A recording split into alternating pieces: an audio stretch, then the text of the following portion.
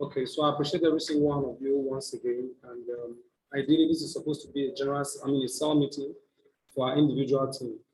But I decided to anchor it personally so that we can use the opportunity. Let's use the opportunity to round up, hopefully, the series we started, the contact recommendation, all right, so that we can gain mastery, right? So I welcome every single one of you once again. And for today, we're going to be talking about, we started, what happened is the series started from the importance, the basics of the contact recommendation, the system, and then down to why you should take it, good reasons why you should take contact recommendation serious, and then we move to the untold secret of contact recommendation. I think that was done by the mastermind, right?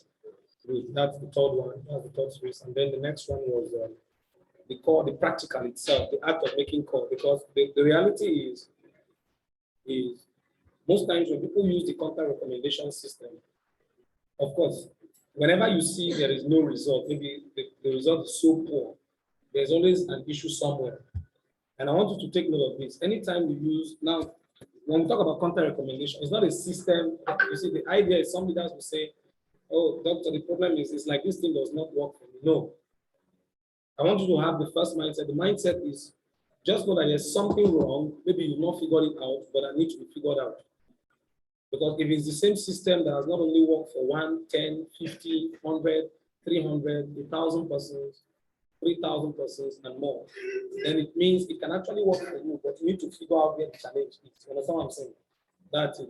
So that's where, so these are the areas you look at. Whenever any of your team member comes to you and tell you, oh, doctor, I made call, and please let's continue the call, please, okay? So, doctor, I made call, but nobody attended. I didn't get any response. What you do is try to figure out, ask questions. When you ask sincere questions, you can figure out where the issue is. So for some persons, now these are areas you look at. For some persons, where the issue is, why the result was poor, is number one. For some of them, it could be at the stage of preparation. What is the mindset? What is the capacity, the confidence of the person you're calling for? How did you prepare the person? How experienced is he in terms of being able to respond or maintain the curiosity? Build and maintain curiosity. For some persons, where the mistake comes is the call itself. Mastermind already talk about preparation, right? So for some persons, the preparation has been well done, everything is okay, but in the act of making the call, there are lots of issues. Maybe no confidence, maybe a couple of objections that comes, and so we're going to be tackling more. We did some last week, right? Is that, no, it wasn't last week, on Monday. We did it on Monday. So, but we're going to be doing more. We're going to end this session with more objections, and we'll tackle it and how you properly address those objections. So for some persons, most times not all call goes through. You try calls from prospects, and then they give you some excuses, they object. And for some persons, it downs their confidence, and they're not able to actually confront the prospect or address it as appropriate. So we're going to be treating that also more today. And so that's where some issues come up. So it means the person making the call has challenges. He's not a professional. Maybe he's in the early stage of his learning curve. For some reasons, why you have poor results in contact recommendation can be not at the stage of preparation, not at the stage of making the call, but at the most important stage, which is the stage of what? Can anybody tell me? The stage of what? Pardon? Reminder. A reminder is also important. Yes, reminder, for some people, maybe they forget to send reminder. Reminder is good. After the call, all right, after the call, the ideal is, of course, do a reminder. It's part of what we're talking about here. It's the part of this, we can call it follow-up. The reminder itself is a kind of follow-up too, all right?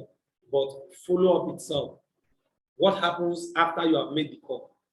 Some will make a beautiful call, the preparation has been well done, the call has been well made, but after making the call, they just believe, since I've made the calls, I should be expecting people that should just come and sign up. But many times it doesn't work like that, does it? It doesn't work that way. That is it. So sometimes you can be so privileged, so fortunate, and you just make the calls, and there's a good turn up, people come, beautiful presentation, and they just sign up without anything, no intervention, no nothing. Yes, it can happen. But it's just that if you had done the needful, probably the result would have been better. That is it. So the result can drop drastically when you don't do the appropriate thing you're supposed to do. Please, those on Zoom, I hope you can hear me. Please, let me be. I'm just talking from up. Please confirm. Just write yes, you can. All right. So for some persons, that's where they miss the mark. That's where they get it. They miss the opportunity to actually, get more from the work they already started. So that's what we're going to be talking today. That's what we're going to be talking about today. The follow-up itself for contact recommendation. Now, I want to make us understand something. Follow-up, just like I've read in a couple of books, queries, training, so many network marketing methods, they always tell you this, that the fortune is in what? Follow-up. Let me tell you, not just follow-up, but in immediate follow-up. Now, I want you to understand that, especially for contact recommendation. The fortune is not just in follow-up, but in what? Immediate follow-up. And that's the point. So you are going to get more. There are a couple of things you're expected to do. After making a call, there are things you're supposed to do if you want to get more and better results from the whole exercise you started. All right. And one of them is follow-up. And it comes in different stages. And there's a proper way to do it. And that's what I'm going to be teaching today before we go into more questions. All right. So the fortune is in what?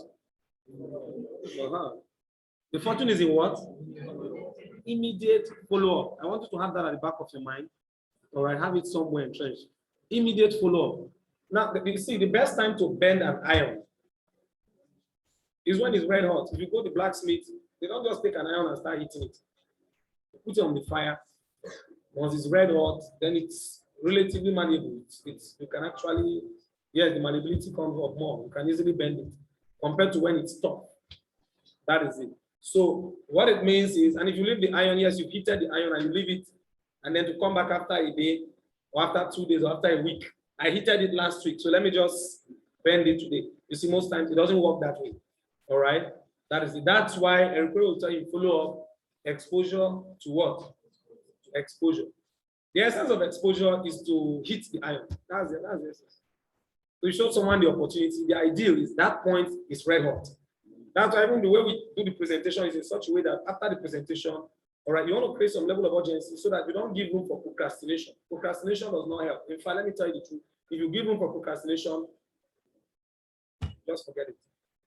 All right. So that's why immediately after the presentation, you want to, go ahead and bend the iron and get the best result you can get from the presentation. Now, what happens sometimes? So in the mistake we make most times is some people, when you make the bookings, then there are a couple of things, especially the follow-up. Many people don't follow up.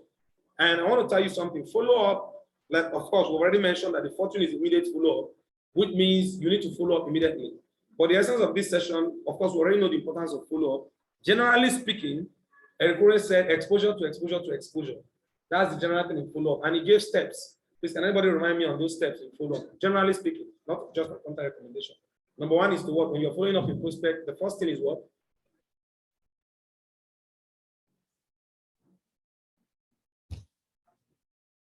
Ask question. Hey, now you sure I'm the one mentoring that person? I'm very sure I'm not the person. Okay, the first one is what? Listen. Good. You listen to the prospect. Number two is what? You relate to the prospect. Of course, I'm not going to be explaining that in details. Feel felt found is a very good way to relate. All right, the person says, man, look at what happened. Somebody died in our village, and the whole village gathered for a town square, and more people were killed. In father was blah blah blah blah blah blah blah. You listen very well.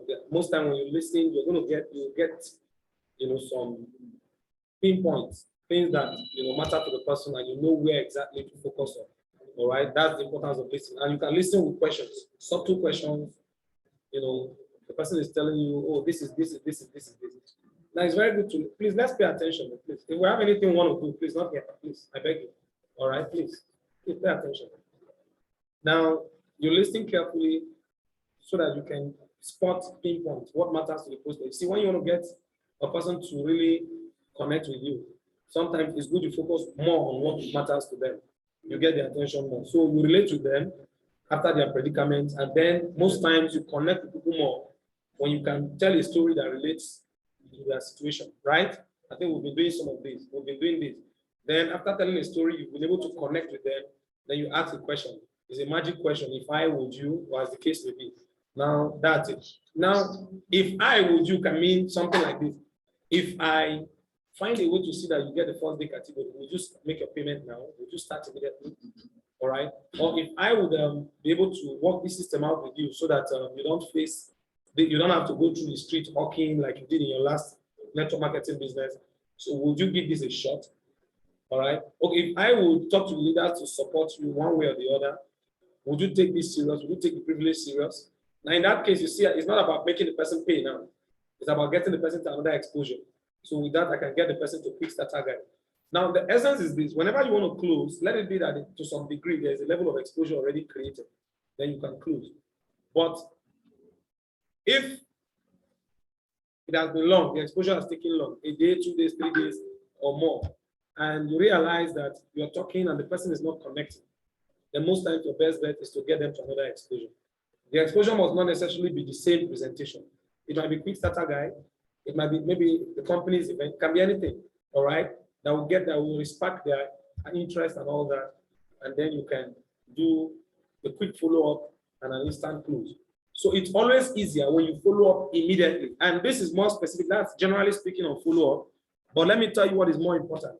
For contact recommendation, the importance of immediate follow-up is more emphasized, especially for contact recommendation. Immediate follow-up. People book to Zoom, and they don't do immediate follow-up. Many of them will always start calling the person maybe the next day, the third day. I booked somebody on Zoom 3 days ago. Doctor, I want you to help me do the follow-up. Most time you observe, if you come to me like that, I start telling you, I'm busy and all that, because I know that you've already spoiled. If the presentation started by 7, hopefully latest, what time the presentation is over, at what time? Latest, no, most times 8:30 is done. Most times 8:30 the presentation is done. Within an hour, 10, 15, 20, 30 minutes maximum, the presentation is already done. So you should know, even if you are not on Zoom, ideally you are supposed to go on Zoom, for example, and check to know those that came. That's the ideal. So even if once you're able to figure out and you know those that came, you can even do a reminder shortly before the Zoom meeting. Very important. It's part of follow-up. Following them up, do a reminder for them to be sure they attend. You can do a reminder even for the office presentation. And the ideal is once the presentation is over, you should call immediately. Start calling your prospects. That's what you should be doing. And preferably start with the ones that attended, not the ones that didn't attend. You start with the ones that attended. Now for today's session, you're going to be learning quite a lot. Number one, you're going to be learning, of course, more specifically for contact recommendation follow-up, not just general follow-up, for contact recommendation, whether you are booking to Zoom or whether you are booking to office. There are categories. Once a person has been booked, let's say I am booking and I confirm 30 persons, or let's say 20 persons, for example, that are supposed to attend the event today. I booked them yesterday, and they're supposed to attend today. Now you should expect this, and I want you to bear this in your mind, that these are the expectations. Please don't stop expecting that everybody you booked should come.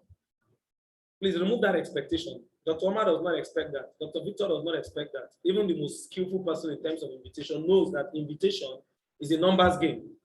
All right? And the more you play the numbers, the better your chances. That's how it is in prospecting and inviting. It's a numbers game. The more the numbers you play, the better your chances. So understand it that way. So it's this way. Once the call has been made, these are the expectations. You're going to have a category of people that will come, possibly. All right. You're also going to have a category of people, meaning they were invited. And what do you do in this case? The category of people who are invited, of course, you booked them, 20 persons booked. So they are all booked. These people were booked, but number one, they didn't even come, they didn't show up. And in fact, they swore with their life that they will be there. Have you experienced this? Good. You say, no, I'll be there, I'll be there. In fact, I'll be there. In fact, I'm in. In fact, some people tell you, I'm close, I'm even close, I'm close. And you will be waiting and you don't see them. Okay, I'm downstairs. So they told you I'm downstairs. And then you waited. Then later when you try the number switched off. Isn't it?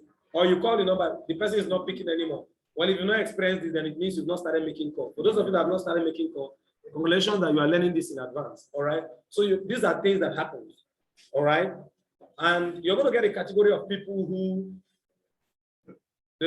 they were booked and they will attend. They were booked, they confirmed their booking, and they came.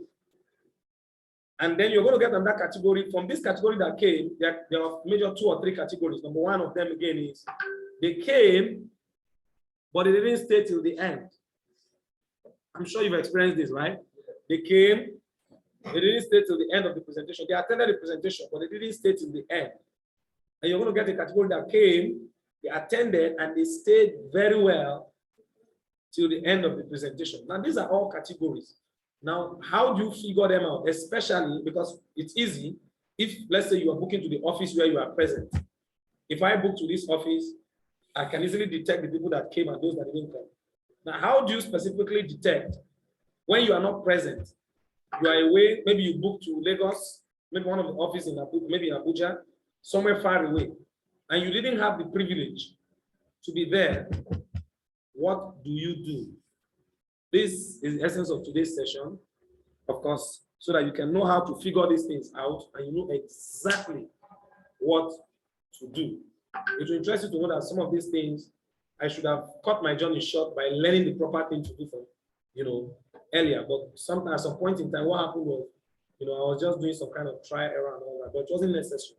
All right, I should have just learned this thing earlier as quick as possible and started doing it earlier.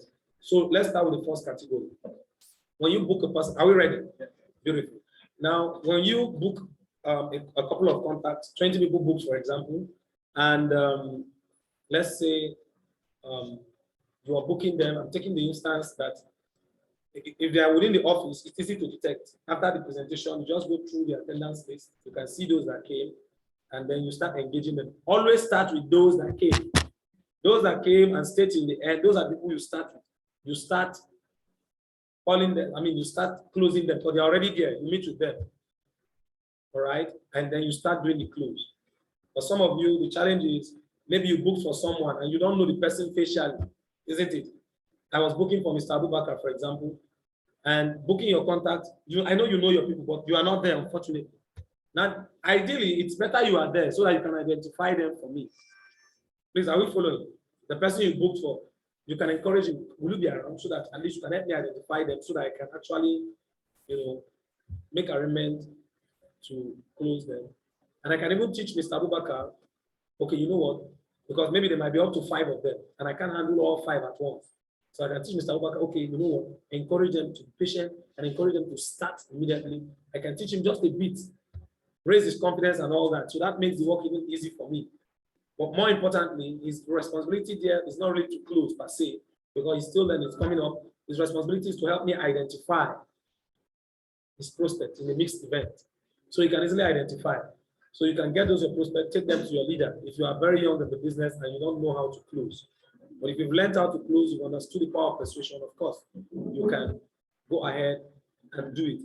So he's there to identify. But how do you handle it if Abubakar, for example, is not there? And I booked for him, I invited the prospect on his behalf, and I personally don't know them. Maybe I came to the event, but I don't know those people. How do I figure them out? Can anybody tell me who want to give a try? How do you figure them out? When you booked for a person, okay, let me hear you. What? Yes, you see their number and attendance. You see their attendance. All right. Okay, go ahead. You're saying something. Yes, you look at the attendance. Yes, after looking at the attendance, you see their name, you see their number. Okay, so what do? You put a call across to them, right? That's one way. That's okay. So immediately you look through the attendance because you are close by. All right. Once you look through the attendance, then you put a call across to them. All right. So you can figure them out. So once you call them, they pick. Say, oh, are you within? You say yes. Okay, yes. I saw you attended the event. I say yes. Good. All right. Okay. I'm in so meet me. You just come and then you start doing the close. All right. Today's session is not really on close. I've done a training on close already. You can make reference to it. Maybe I'll upload it on the YouTube page so you can check for it eventually. How to close effectively. In fact, I've done series on mastering objections and all that. So you can check that maybe on the YouTube page. That is it. So you can call them. Another way again is once the close has been done, let me advise you. If you are close by within the office, another thing you do is once the close is done, stay within. Once the close has been done, then come in. All right. You can easily maybe ask, okay, who is so and so? Who is so and so? who is Mr. Abubakar Sadiq, or who is Mr. John Momo, something like that. Once you call, the person will just indicate. So, oh, wow, you're from Mr. So and so, right? Mr. Christopher, right? I say, yes, oh, wow, you're welcome. Congratulations. I'm sure what you saw was interesting. It's amazing, right? Yeah, the person does not need to know you. It suffices that you're able to identify the person and you put up an interaction and you can start, interacting with the person, and then you go ahead through the close and all that. But we're not doing close today, all right? The proper act of follow-up. I want to focus on that so that I can do great justice on it.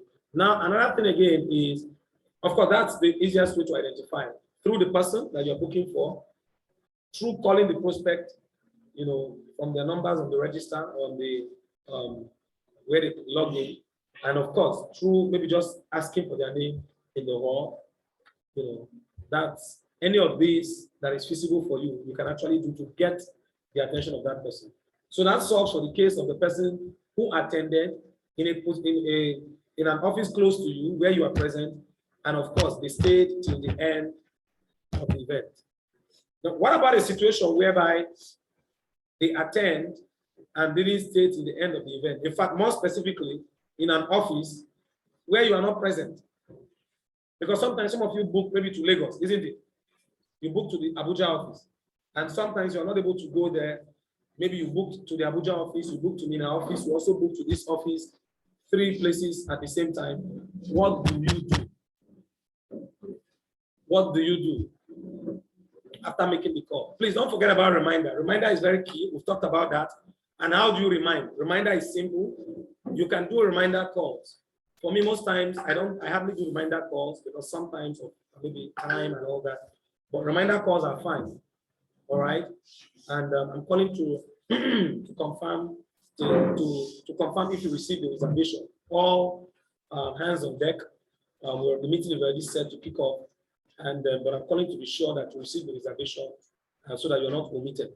You receive the reservation and calling to reconfirm your attendance. Of course, they'll tell you, okay, good, ensure you are there on time, no African time, blah, blah, blah.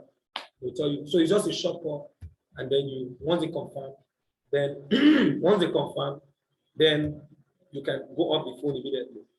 And preferably you do this reminder hours before, all right? At least 3 hours before the start of the event. Let's say the event is to start by 2 o'clock. Start your reminder. Anything from 10, you can do it. You can start doing your reminder. All right. And if a reminder is very important, if you cannot do the reminder call, then at least send a reminder text message. That one is relatively easier, but the call will give maybe more assured results. But the text is also okay. And how do you do the reminder text? The same text message of reservation. I'm sure we know the reservation text message. That same text message, which you sent, of course, the address, the time, the reservation number, everything you sent. What do? You, at the top of it, you just write reminder. You can just write reminder at the top, and then you will send the message again. All right, that's fine. So once they see the message, at least not less than 3 hours before. If the person is to attend by 10 o'clock in the morning, thank you. If the person is to attend 10 o'clock in the morning, then you can actually send a reminder even as early as 7 o'clock, 7:30, 6:30, 8 o'clock, you send it. All right, just send it. Even quickly before your cell meeting, you just send it. All right, if the event you booked for is 10 o'clock, don't wait till after cell meeting because by then, of course, the time is too short for them. Reminder is important. If out of 20 contacts you book, let's say 3 would have attended, only 3 made up their mind and would have attended. If you send a reminder, you can raise the number to up to 10. Because some of them that missed the event, the truth is, a lot of things are going in the heads of Nigerians. So some of them actually forgot. It's the truth. Some of them actually forgot. Just a message that brings their attention would have made them, now some of them maybe forgot or remembered at the late minute. And because of that, they just felt the opportunity is gone. So that's why reminder is important. So that's the mode, and that's the proper way, the mode of the proper way to do the reminder. Then another thing again is, how do you attend, of course, to people? What do you do? How do you properly follow up people who are booked? You book them for an office far away. What is the next thing to do? How do you figure out these categories? I think the first thing is, how do you figure out these categories? The first thing you do when you book people, please take note. You have it at the back of your mind that I'm going to follow up. What usually happens, follow up is a discipline. I had someone told me one day, he said, Doctor, my problem is follow up. And I laughed and I told her this. I said, if your problem is follow up, then you are simply saying that your problem is doing what will help you succeed. That's the truth. Follow up is very important. You'll get more, especially with this new compensation plan. Those who will be very disciplined with follow up will win more. They'll win more compared to those who will be expecting an instant result. One of the reasons why you need to follow up is because most people don't really take the initiative on their first exposure. That's the truth. Sometimes it takes an average of a couple of follow-ups before you can actually get them confident enough to make the move. It's their peculiarity. So that's the essence of it. Now, when you make counter recommendation call, you know that you should follow up.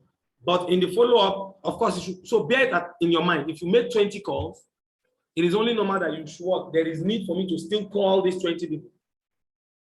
I will still call them. It's not a thing you should be thinking, okay, let me just hope. No, it's not an issue of hope. You already know in advance that I will still call them, of course, to follow up. Now, when you call, this is what happens. And I'm going to give you the script. Now, when you call, I've been able to figure out those that attended because I was there. I'm done with those ones. The next set, of course, the remaining ones that didn't attend, I didn't see their name on the register, right? Of course, then I start calling them. All right? Then I start calling them. When you call, if the person is far away, you don't even know whether the person attended. You don't even know whether the person attended, maybe but stayed till the end. You're not even aware whether the person didn't even attend at all, but you are just calling play. When you call plainly, all right, this is how the call goes. Please pay careful attention. Okay, hello, good morning, Mr. John. Or good afternoon, Mr. John. Mr. John, okay, good afternoon. Okay, good. This is Dr. Omar from CFG International. This is Dr. Omar from CFG International. I said, okay, yes, I'm sure you recall, right? That especially if you are using the number you call them, I'm sure you recall. Say, yes, okay, good. Okay, yes. I was just actually going through the system. Now, if you booked them, take note, if you booked them and you're already sure that they didn't attend, this is the approach. I was going through the system. The event we just wrapped up the event, and I was going through the system. And from what I have here, you were scheduled to be present. Now, this is how you started. You were scheduled to be present for our opportunity briefing today. We just rounded it up. But I was checking through the system. But from what I discovered, it's like your attendance was not confirmed. Your name was not marked. Did you attend the event? That's the question. Did you attend the event? Mr. John said, actually, no. No, I didn't attend. Okay, but what happened? Then most times you hear the excuse, Mr. John will say, oh, actually, I was supposed to come, but something happened. This happened, that happened, this happened. He gives an excuse. Then the next question is, now remember the first question is, what was the first question? Did you attend the event? Of course, the answer is no. And then what is the next question? What happened? Then you wait for their response. Now, why are you asking questions? These questions are interactive questions that make them speak up. And through there, you can actually get their continence. You can actually get their disposition. This will tell you whether you should waste. This will just naturally tell you the people you shouldn't waste your time with. Please take note. There are people, once you call them, from your interaction, you already know that I should not waste my time with this person. He's in his 1 o'clock. You know what I mean by 1 o'clock? Go back to a recorded training or follow-up. I'm making reference to that. 1 o'clock, 2 o'clock, 3 o'clock, all the o'clock. So it's 3 o'clock, 6 o'clock, 9 o'clock, 12 o'clock. You just know this person is 1 o'clock. No. You just naturally know. And you don't waste much time so that you don't waste your airtime. Reserve it for people. All right, that you should reserve it for people who will give you more attention. That is it. For example, how do you detect those people? Someone you call, hello, hello, Mr. John. You can call their name directly. You don't necessarily need to ask, am I speaking to Mr. John? Hello, Mr. John, how are you doing today? Mr. John said, I'm fine. Okay, good. This is Dr. Omar from CFG International. I'm sure you recall. So yes, good. All right. You are scheduled to be for our opportunity briefing today, and that meeting just rounded up, and all categories have been selected, and offers have been given. But from what I have in my system here, it's like your attendance wasn't confirmed. Did you attend the event? Were you present at the event? You said, no, I didn't attend the event. Sometimes you can get containers like this or dispositions like this. Did you attend the event? No. Why? I didn't have a chance. Somebody that told you yesterday that he will come, and today is telling you I didn't have chance.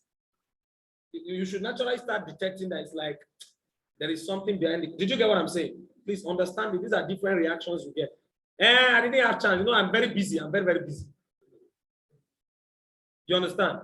Then the ideal question after, the next question after, did you attend the event? No. What happened? I didn't have chance.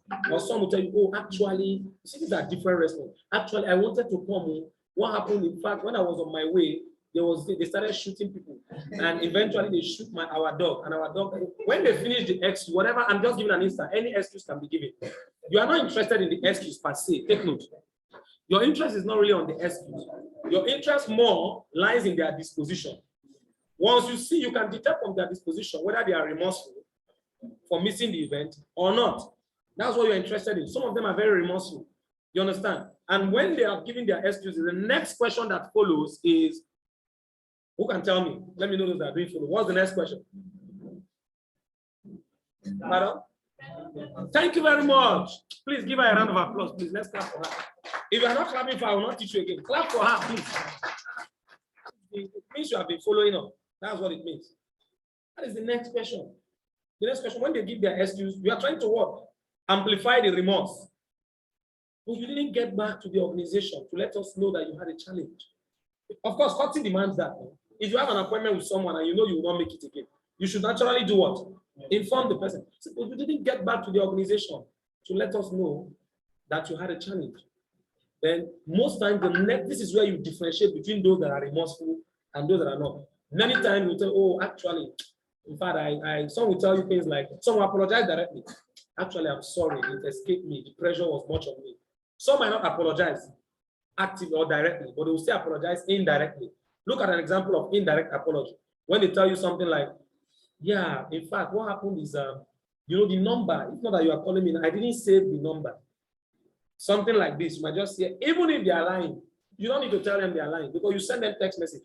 You understand what I'm saying? So something, actually, I couldn't trace the number. If not as you are calling me, thank God you are even calling me now. That's when I was able to remember. Okay. Whatever be the case, it's still a tactical way of saying, I'm sorry. Did you understand it? Once they give, you know, a kind of, this can show this level of remorse, then this is where you now come in and then you reschedule. That's the essence of follow-up. Because if person missed the event, you can now reschedule. Some of them are very sincere. What they are telling you was the truth. They intended coming, but something happened and they didn't come. And you refuse to follow up. You easily assumed that because they didn't attend, they are not interested. Maybe they are just deceiving you and all that. And you neglected it. Someone will now book them and they will now see it like a second opportunity and they will attend. That's why you start hearing, I was the one that booked him first. He didn't come. Someone went and booked him and blah, blah, blah. Yes, because you didn't follow up. It's like you cooked the food and left it for another person to eat. That's how it operates. So the idea is, once they have given that level of apologies in a way kind, then the next thing is, okay, this is where you come into reschedule, and this is how you reschedule. Okay, I understand. I think I get it. What actually happened, let me just come in here. Mr. John, they were actually, I'm giving you this on a personal note. There were actually some very few persons who, for valid reasons, for what? For valid reasons, were not able to make it up to the schedule. And because of that, the organization deemed it fit to make arrangement for a makeup session specifically for them. All right. But there's something I can do for you. I can give you the privilege to, you know, make it up this time, to be part of the makeup session. But on the ground that I get the assurance that you won't miss it this time. Because if you miss this time, this might just be the last chance. I can't guarantee that you will have another opportunity again. So most times they will even be the one to prompt the question that, okay, when is the next session coming up? Some of them will ask immediately. Some, if they don't ask, some will just make a statement and say, oh, yes, I will not miss it. Thank you very much. I appreciate you. I appreciate you. Thank you very much. Okay, good. Now that session will be coming up tomorrow. Now be smart. If you discover that the reason why they didn't come, because some of them you booked them. So let me finish the booking. So he said that session will be coming up tomorrow by 2 o'clock. But do I have your confirmation that you are not missing it this time? Because this might be your last chance. You may not get a privilege again. Okay, I'll be there. Now this is a reschedule. Please, did you understand it? Yes. You will make reference to this training.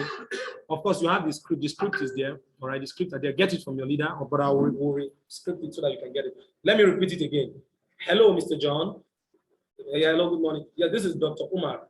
And there's a smart thing to do. If you call Mr. John, and he's not picking. Some of them, when you call them with your number, they know they don't pick. You leave them. After 1-2 calls, then you leave it. All right. Then later, when you want to do a follow-up, what do? Call with another number. I know average Nigerian has at least 2 SIM cards. That's it. Call with another number. All right, that is it. They will pick. But this time, of course, you can do the follow-up. That is it. So when you call hello, Mr. John, how are you doing? If I don't need to repeat it, I think you can make reference to it because it's on record. So no need to repeat it. So once you have done that, of course, most times when you rebook them in that manner, they usually attend. All right, that is it. Now, what do you do in the case for people who are not remorseful? What do you do in the case for people who are not remorseful? Before I talk about that, let me also mention this, please. Very, very important to mention that if you ask for their excuse, but you didn't get, why didn't you attend the event, for example? And they tell you maybe, oh, what happened is I got an emergency call from work. It gives you an idea already that this person is working class. And the reason why he didn't attend was because of his job. And there's also a tendency that since today is Wednesday, today is Thursday, if I book the person maybe for tomorrow, he might still not attend. All right. Sometimes there are 2 options for you. Choose any of these options. For me, I establish with them, and this is the best option. Establish with them. Oh, it's obvious that you are working class, right? Is that correct? Say yes. Okay, good. But I would rather, if I'm giving you this second privilege, can you take permission? You insist that they take permission from work and be part of the session the next day or the next appointment. That's the best. All right? Because most time when you give people option C, they will look for option D. You don't give them too many options. So the best is give them this option A, or you can make it option A or option what? B. But most times when you give option C, then expect they will look for option D. They won't take option A, B, C. They'll be looking for option D. That's human being because they will have the feeling it's an impression that the options are abound. That's it. So the idea is, if you discover that you're working class, for me, I'll tell them, obviously you're working class. But for the next privilege you are getting, can you take permission from work and ensure you don't miss this? If they give you the assurance, then you give them the time. But if they are trying to tell you, well, you know, I just came back from annual leave, and I don't know, even if I try to take permission, they will not even allow me. That's why I couldn't come yesterday and all that. And you discover this. You know, you've not scheduled them yet. You've not scheduled them yet. You're asking them the question in advance. And you start hearing things like that. You say, okay, well, then if you discover that they are insisting, you insist, always insist. But if after insisting, you see that from a perspective of sincere willingness, they intend to attend, but they are not really, you tell them, okay, well, the reality is the session might be coming up for working class, but I don't want to guarantee you anything at the moment. You could give me a call. Can you give me a call maybe on Saturday or maybe on Friday, something like that? If anything comes up, I'll let you know. But I want you to give me a reminder call on Friday. Is that okay? You say yes, okay. Then you cut the call. Now the idea is, today is Thursday. Your intention now is to book the person on Sunday when the person will be off. You don't book on Thursday against Sunday. The time is too far. If you do that, trust me, they will not come. Most times they don't come. Very few might come. And one ultimate reason, they will even forget in the first place. They will even forget. Because a lot of things are going on in the heads of Nigeria. So they will forget. And even if they don't forget, you're giving them enough room to start doing much investigation and, you know, they start having enough room to think, should I come, to process. When you give people too much room to process, they will always process negative most times. So no room for what process. So you already told them, well, I can't guarantee you anything. All right, what you just do, give me a call. If anything comes up, I'll let you know. Give me a call on Friday. or give me a call on Saturday. If anything comes up, I'll let you know. So it's two-way. If they give you a call to remind you, you let them know. Even if they don't give you a call, if anything comes up, you also what? Let them know. Now, this has a way of stirring curiosity up. Because let them know, well, it's just a matter of chance, plus or minus. So that stirs their curiosity. And many times, sometimes they call you. Sometimes you just see their message. They just tell you, sir, you said I should call you. Sometimes they might even text you with a different number. Just call them, ask of their name, if you can't recognize them, and then you schedule them for the next day. And any of such persons, once you schedule them, trust me, 100% they attend it. Because they got back to you. Now, if they didn't get back to you, that's the essence of follow-up again. Revisit. What do? You revisit the contact. Hello, Mr. John. All right, this is Dr. Omar from CFG International. You were supposed to get back to me today, but unfortunately you didn't. You said, okay, yeah, actually, yes, I intended to, but in fact, I wanted to even call you. Okay, good. All right, just like I told you, if anything comes up, I'll let you know. There's this huge privilege on ground now. It's going to be coming up tomorrow, and this was specially arranged for working class, and this might be your last chance. Are you coming in or out? Something like that. All right. This is a privilege you have, so I want to be sure that you come so that I can make your reservation. That is it. And most times they will attend. That's the essence of revisit. This is follow-up. This is a disciplined way of what? Following up through. Now, these are for people who are remorseful. Then the second category is people who are not remorseful. Hello, Mr. John. You were supposed to be, this is Dr. Omar, I'm sure you recall, from CFG International. I'm sure you recall. Yeah, good. All right. You were supposed to be present for our event.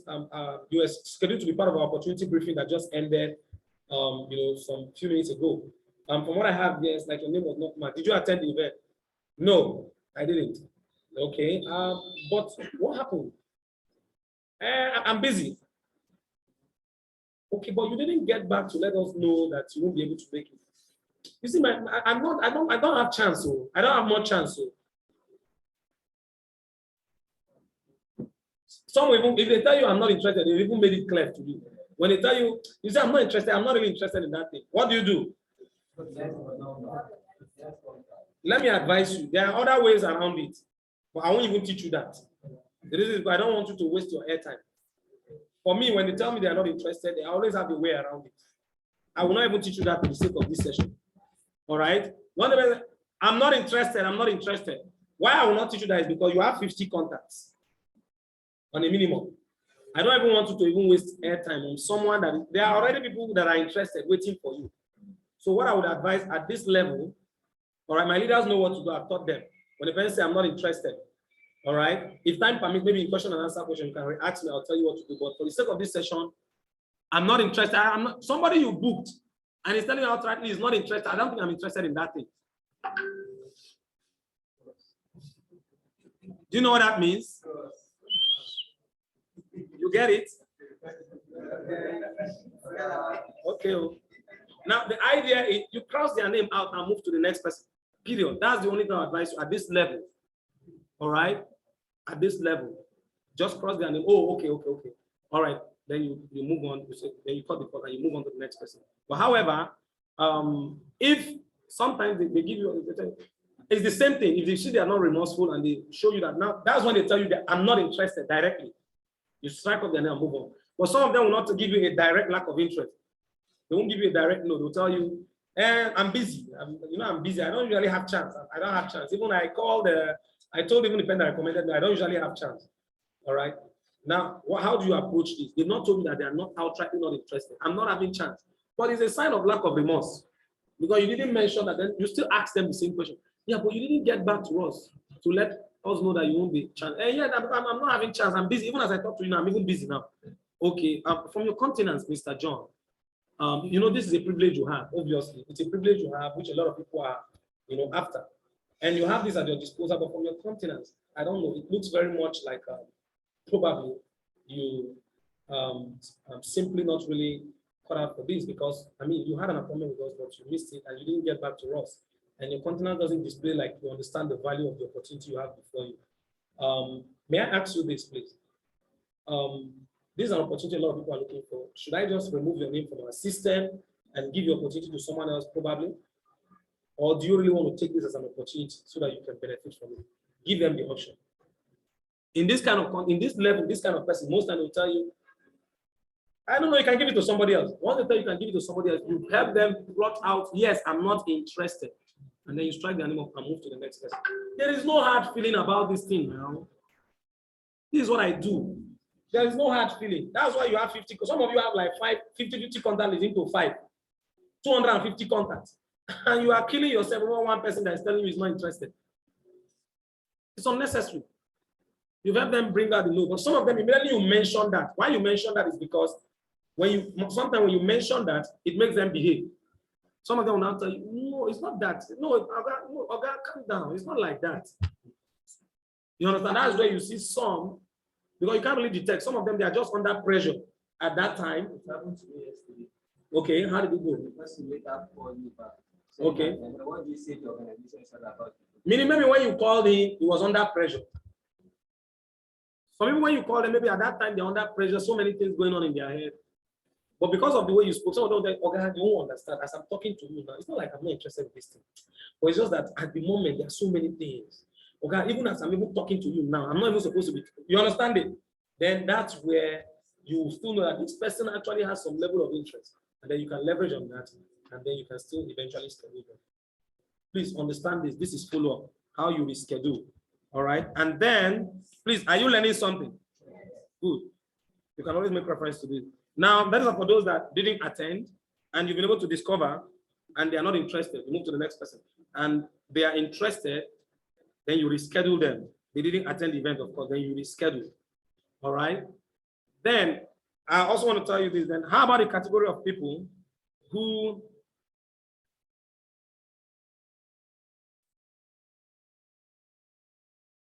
how do you figure out? Remember, you are figuring out. How do you figure out those that attended but didn't stay till the end?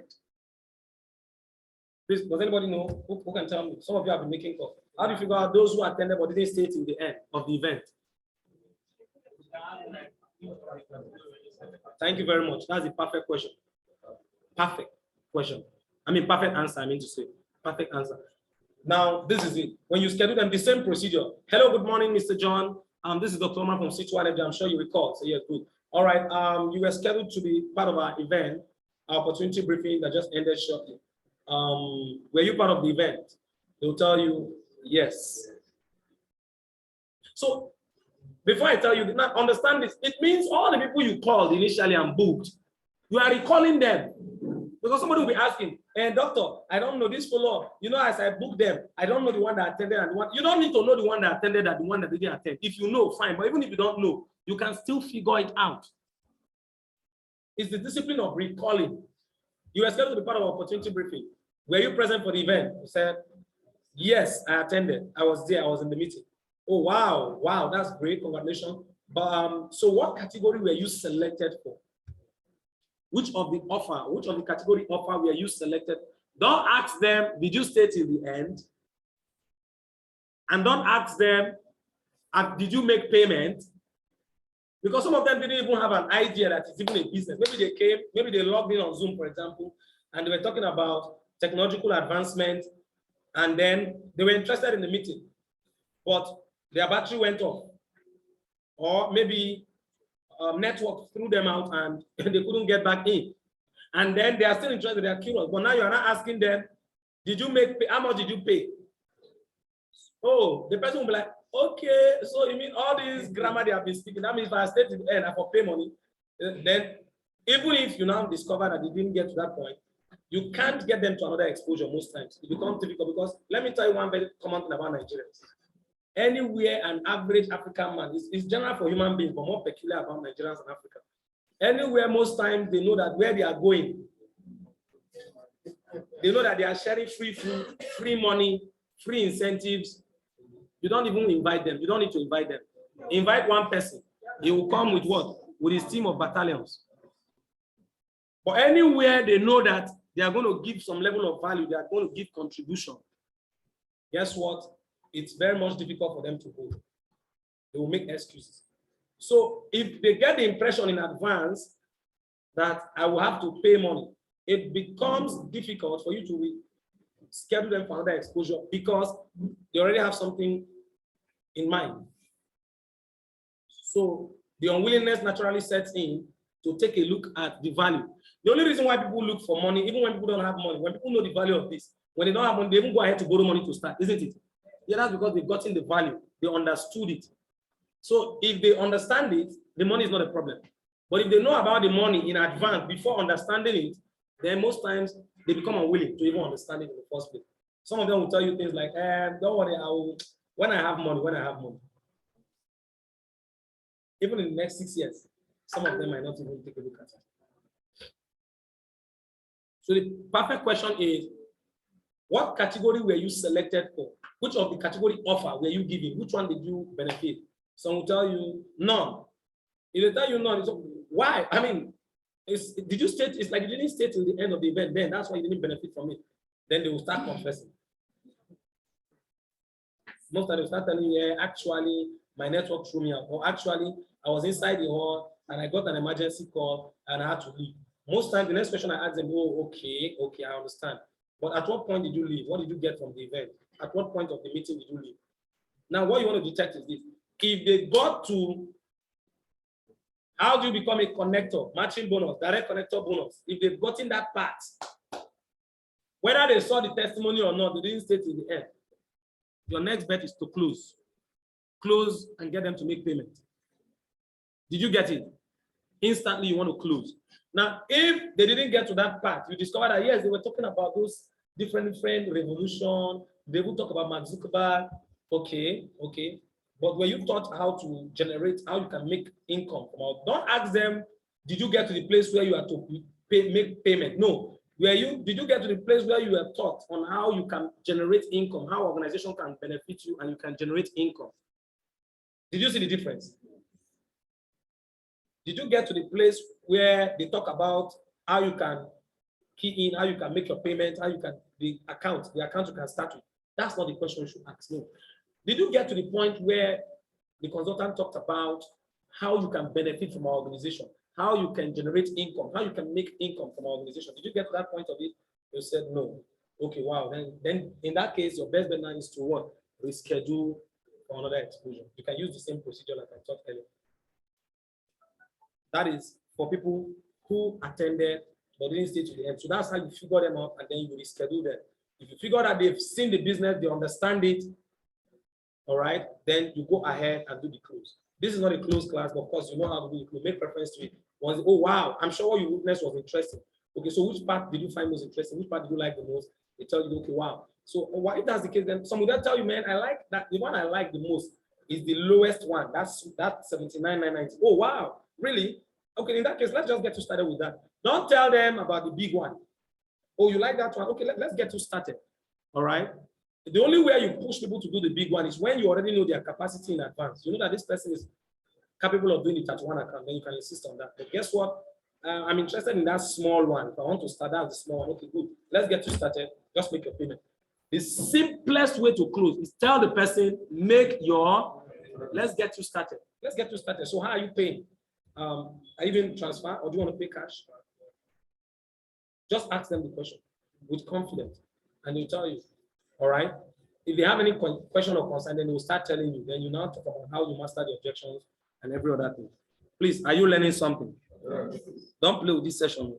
That is it. Then, so we'll talk about those who didn't stay till the end, right? That is it. Now the next category, of course, I think these are the basic ones. Then the next category is, what do you do after you have done a follow-up, you've rescheduled, and after rescheduling, they still promise to attend. And after then, they still failed again. All right. Now, this is the appropriate thing, especially after you've done that the second time. Now, for me, there are many approaches to it, but this is one thing I'll teach you. I'll teach you this. There are many approaches to take it, but I want to make this as simple as possible. Now, one of the best approach I take is if I book you for an event you missed, and I booked you for the second time based on what I've taught, and then you missed, I don't call you for the third time anymore. All right. Now, the reason why you don't call is you see it's an opportunity. Even there's no organization that wants to employ you or favor you, and I'll be calling you and calling you and calling you. You get what I'm saying? It's just a natural tendency that once you start calling much, it no longer looks like it's about them. It now make it look like it's about your own benefit, and people will repair. People will naturally become unattracted. So most times I don't call the third time. Your best bet is the person whom you are booking for. All right, you can use that way to stir up the person's curiosity and get the person to be the one begging for the opportunity. For example, I'm booking for Mr. John, and I booked the person twice, and the person failed. Then I tell Mr. John, this Mr. Abdul, in fact, this is the second time we are booking him, and he's missing it. And guess what? I think he needs to be made to understand the value of this. Look at what you do. Call him. I want you to spike his interest. Oh, this is what you do. Call him, tell him that this. Once you guide Mr. John, this is what Mr. John does. Mr. John goes, hello, Abdul has everything now. A long time. Wait. It's like that organization I recommended you to. It's like, they did some selection recently and some people got benefit from the organization. It's like you were supposed to be among them. It's like you were called. You were called from the organization, right? They'll tell you, yes, I was called. Somebody called me. Wow. And from what I'm saying, it's like you missed it. Did you miss it? Yes, now I couldn't go. Hey! You would have told me now. So you just made me waste this whole of it. I shouldn't have. No. Okay, my part. Don't worry. I think it's done. Now, when you put up a reaction like this, no, it's okay. Problem since you missed it. But if I'd known you even missed it, I wouldn't have even recommended you. I would have given the opportunity to someone else. Most times, Mr. John and Mr. Abdul will like, no, not be like that. Is it that the way you sound so serious? Is it as serious like that? Now you can see now he's beginning to have process the information differently. And no, you missed it already. Sometimes this is also how you treat people who are showing you lack of interest. You are calling them and telling them, I'm not interested. Especially if the person you are booking for has gotten some level of confidence. All right. The essence of it is to spike some level of interest and curiosity in the person, and then the person will be willing to take a better look or reprocess the information differently. So most times, in fact, there was one like that. He said, do you know him? He said, yes. Oga, I don't understand. This. He was not willing to listen when I called the call. He caught the call. When he caught the call, I spoke with the person I'm booking for, and he did just like what I thought, now spike their interest up. The man, in fact, at the end of the day, the man was asking him, I didn't know now that is this serious. I thought it's all these, I was not sure. Then say, so what do I do? How can I get the opportunity now? What can I do? Then he said, so I don't know. You've missed it, but maybe you have the number of the person that called you. He said, yes, I have the number. Okay, maybe you call him and apologize. Maybe if you are lucky, if anything is available, he will let you know. The man started calling me. And guess what I even did? I didn't even pick the call immediately. I saw the number. I didn't even, and that one again is, I know some of you would have rushed and picked it. And hello, okay, yes. No. When he called, I didn't pick. When he called, I didn't pick. He called about twice, I didn't pick. And I knew that his interest was gone. He started disturbing the guy that recommended him that please, I didn't know that this thing is serious. I was thinking, and all that. So, but later I called him and I booked him. I can't really remember how the scenario went. But the essence of it is you want to get their attention. It's a better way to get their attention instead of trying to call and call. Follow up does not mean you call them 10 times. No, it's to know how to strategically do it. All right, that is it. And of course, ensure you get the script from your leaders. We're going to write it or print it. I think it's already printed, and then so that, or you can make reference to this video and take it out, write it out yourself. Okay, that is it. I'll be uploading this after this session on YouTube. Get those of the team members that missed it to listen to it. Then there is also a part that I'll be okay. Let me save that part. I'm going to save that part. The next part is handling objections. We've talked about that last week. So we're going to take questions and answers. Please, if anybody have a question, ask questions related to contact recommendation, follow-up, or contact recommendation. Please ask questions with regards to this topic. So please, you can open your questions, keep them coming in. Some say, I didn't know I was supposed to call back. I didn't know I was supposed to call back. I didn't get it.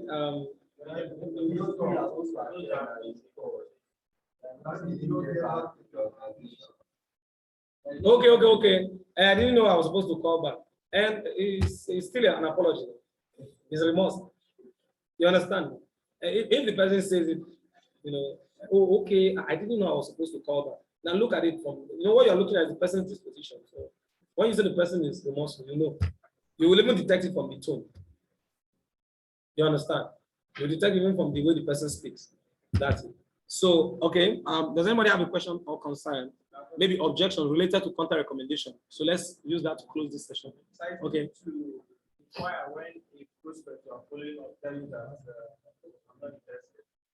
When you tell them I'm not interested, you try to know what makes you say that. I told you that that I gave you a simpler approach. And when they tell you outrightly I'm not interested, save your airtime. That's what I said. But I told you that that's not actually the only approach. If you tell me you're not interested, you understand? Most times, when people come to you harshly in this business, I'm not interested, please don't disturb me. Or maybe even sometimes you just see maybe some people are talking, you're trying to prospect someone. And so I just, is it those people? Nah, those 409 people and all that, something like that. Networking, it's networking and all that. Now, when you see things like this, the easiest way you see, what you need from prospect, what you need majorly from them is attention. Sometimes you don't necessarily need them to sign them immediately, but you want their attention. You see, when you are talking, let me tell you something. When you start talking about maybe the president, Buhari, you say negative things about him. Does it even bother you? Do you know why? You are infinitesimal as far as his equation is concerned. Anything that will make him send SSS to come and pick you, it means you've gotten his attention. Did you get what I'm saying? And that's what you want from prospect. You get what I'm saying? There are people you talk about, maybe you try to say something, they don't even give you attention. They don't even want to hear anything about you. In fact, if you like talk from now till tomorrow, they don't care. And that's not what you want. You want their attention. So if a person tells you, oh, they give you a direct outright objection, harsh one, all right? What you want is even their attention. And how do you get their attention? Sometimes it's to what? Play to their ego. Sometimes to play to what they are what they are certain. For example, I can do it this way. I'm not all these things, I'm not interested. Okay, wow, okay, Mr. John, from the way you sound, it's like you have a story. It's like, you've encountered an organization before. Something can answer is like you have a story that's not so good. Have you encountered an organization before, or you know exactly what we do? Sometimes you ask them. So some of them will go ahead and tell you, hey, yes, now all these things I know it's not networking. You understand? Now, when they start talking, when you get them to start talking, you've won. But it's just that get ready to interact. You're going to spend that time. That's why for people who are just telling you, okay, I'm not interested, just maybe go to the next person. All right. So one of the things, yes, I've been, my sister said something about this, and so all those things like networking thing. Then you can start asking them, okay, you have a story. Have you been into any company before? Have you done any before? Yes, I haven't spent. I don't even go there. I spend a lot of money. I spend money. In fact, I did this one. I did that one. I did this one. I did that one. I didn't succeed. Okay. I understand how you feel. Did you get the point now? Then you move on from that point. But you've gotten their attention. In fact, there was Mr. Idris was telling me yesterday. I can see Mr. Dawda Idris in the Shania's office. So he was telling me of a person who he called. I think the lady told him about he saw the business of something like that, but couldn't make. I can't even remember the exact story. But at the end of the day, in this format, he got interacting. He got it. In fact, let me, Mr. Idris, I think you are there. I don't know. Can I give you the permission to unmute yourself? So you just give us a brief. Okay, I think I just saw you there. That's why I remember. Please unmute yourself and tell me what. Just give me an idea. Yes, thank you, sir. You're welcome. Please get the remote. Increase the volume of it. Yeah, he's one of the BAI contact recommendation. So are you hearing me? Yeah, I can hear you. Go ahead. Okay, he's one of my BAI contact recommendation. So I called her, so she didn't pick. So when I got home, I saw a missed call on Sunday. Okay. So Sunday morning, that was last Sunday. So I put a call across to her. And when I was about telling her that one of the consultant colleagues from Century 21 Freedom Group International, Labona Vida, she first of all said that she didn't know about Century 21 Freedom Group. But when I mentioned Labona Vida, she said, okay. She knew about the project. that she has attended in Day 2 years ago, that she saw the opportunity, she attended the presentation twice. I now asked her, why didn't you sign up? So she was giving some objection and all that. So I just use a kind of people's what people have achieved, what she will have achieved within these 2 years, and where she will have been. I just told her, I said, people that signed up 2 years ago, this is where they are now. They are most of them are earning 1 million naira above now, and that is where you will have been. So, but because you didn't sign up, you did not understand it. I said, but now, let me now tell you much I know about the business. So I now expose her to the business, and at the end of the day, she agreed that she's going to sign up now. She's ready to start the business. Even when she even mentioned that she's no longer in Abuja, and she has relocated to Ogun State now. That she's no longer in Abuja. She has relocated to Ogun State. I asked her, how long will you be staying there? She said she doesn't know, that she'll be staying long there. I said that is not a disadvantage. That is even an advantage for her. And she also said when she was traveling, she lost her Android phone, that she doesn't have Android phone again, just a small phone. So I asked her, that phone you have can send message? She said yes. I said, don't worry. If you are interested in this business and you are determined, I'm telling you, within few weeks, you buy an Android phone through this business. And she said yes.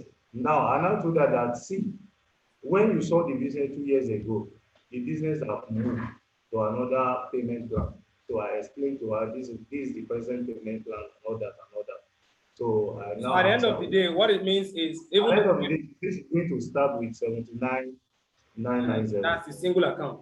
Wow, Yes. that's great. I appreciate you for that. So the idea here is this someone that you called to book, but was giving objections. I attended it 2 years ago. I've even attended it twice. All right, but because he went on with the conversation, you can see at the end of the day, the person is now willing, more receptive and more willing to start now. So that's the case. You understand what I'm saying? When you call them and they tell you that you have a choice to move on with the conversation, or you have a choice to move on with your contact list. All right. For me, sometimes I attempt to move on with the conversation. All right. But for fresh people who are just looking, who have not mastered the art of that, well, I'll just tell you, just move on. Because the contacts are many. It's easier in this business when you work with the willing. It's far easier. Cecilia Ahmad, okay, go ahead. I think there was one I thought that was Monday. After I told him not to attend the event last year. Yeah. After I attended the event, he said yes, he's so much interested. I want to start, but he needs to. There's a contract I was out there at that moment. I cannot pay money again. Now, when I called him on Monday, he said, you have fully need notice for over a year. I thought you are good for what you said because I don't want to be the same. All this kind of thing I've seen them before. After much conversation, now told me something that is going to start with. This have been disturbing it like since I still remember him. Last year, but he's now giving condition like this thing that you're talking about, I will pay the money. But if the money I pay don't bring any other money, I will go and I arrest you. I Okay, so he will pay the money now. He will pay the money, but if the money he pays, he's not giving me other money, like he wants to pay money now. Yes, okay. Well, it's a good one. So if I get it, okay, Cecilia Amadu and Abby Jonah has a question. I'm going to take your question shortly. I'll give you the opportunity to unmute yourself. So you're doing a follow-up on the person. If I get the question, and in the follow-up, I think after a long period of time, so the person says, since you are following up, okay, I think maybe this thing is real. I'm interested now. Since after 1 year you are still reaching out to me, I will do the business. But if I pay my money and the money does not give birth to another money, I'll come and arrest you. You tell him no problem, yes. But first of all, you try to break out the investment mindset. But what he has is seeing it like a Ponzi mindset, not even investment. Ponzi mindset, put 50 to get 100. You let him know that that's not what we do. No, we don't do put 50 to get 100. All right, there's a system. I'll work the system out with you. All right, just go ahead, get started, but I'll work the system out with you systematically so that you can generate a lot of income. All right, so I'm sure you will, even if it's an investment. Some of them will tell you, no problem, if you to work it out with me, what will be my function? They start asking, you answer those basic questions and you get them started. You understand? You just want to, as much as maybe try to delete that mindset so that you don't misrepresent the business. You understand? You don't just sign them in on that mindset. Let them make it clear. All right, but don't make it clear, but make it simple. And that's the truth. The business is simple. Bring out the simplicity. Let it be so clear to them. The business is simple. Don't confuse simple with easy. I'm not saying it's easy, but the process and everything is simple and clear. All right, make it clear. Show the simplicity out and let him know exactly what you're doing for him. All right, let him know, okay, no, go ahead, make the payment. That's not the plan. I guarantee you that we are, maybe he's thinking that fold up. Sometimes what he meant by, if my money does not produce and that money, I'll come and arrest you. Might even mean in case the team fold up, I'll track you down. You understand? So you tell him, go ahead and get started. When you are started, then of course, you already set him on the right mindset, and then you can take him for that. Even if it's investment, we don't know about the investment you're doing. So you need to seek knowledge. So therefore, it means you will still learn. If a person does not learn, there's no chance for success. That's the truth. You understand? So you make it clear. So some of them will tell you, my problem is, I don't know, I don't know whether I will get people. It's a simple way. The way my mentor told me, oh, is it about people? People is not the problem. Has people been the problem in this business? No. Getting people has never been the problem. Those that have been in the business understand that. So it's not about getting people, it's about being willing to learn and sacrifice for people. Take care of people. That's what matters more.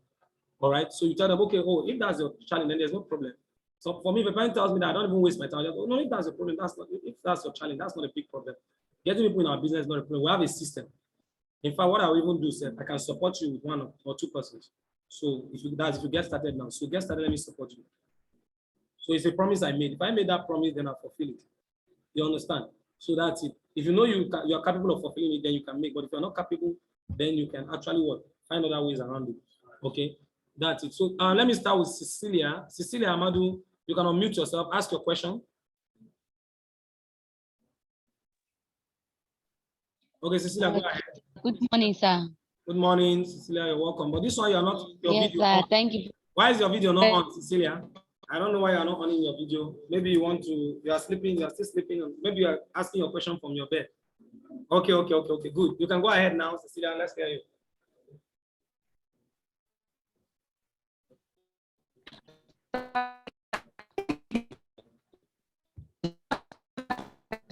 Okay, go ahead. Your network is breaking. I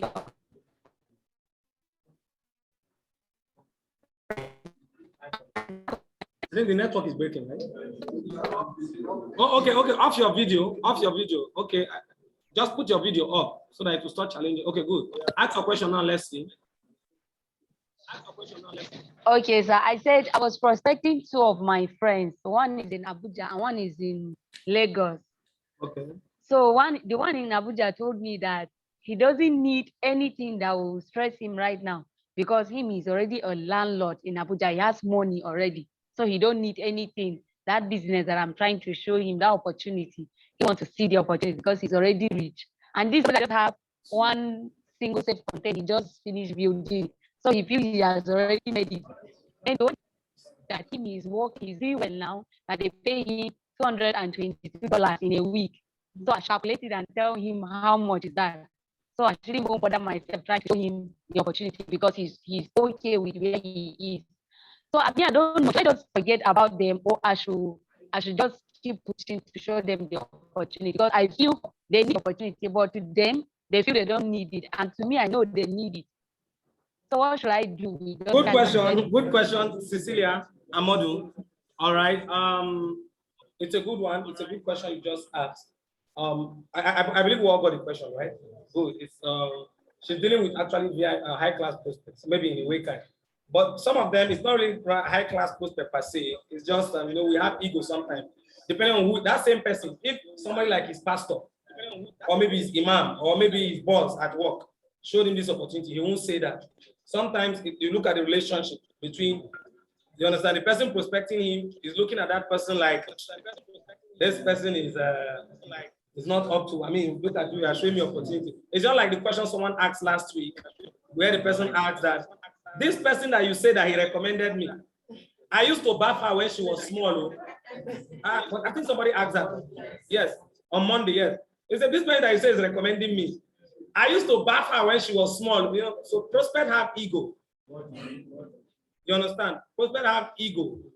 So sometimes they have ego. So understand it. Now, how do you handle this, Cecilia? Let me tell you how you handle it. There are different ways to handle it. First of all, I want you to understand it. I'm very sure that man said he's earning 20 something dollars or whatever in a week. And then not only that, he has built a house. The truth about it is this: people in this business have built duplexes, houses. People in this business have estates. They are developing their own estates, right? That's it. Pardon?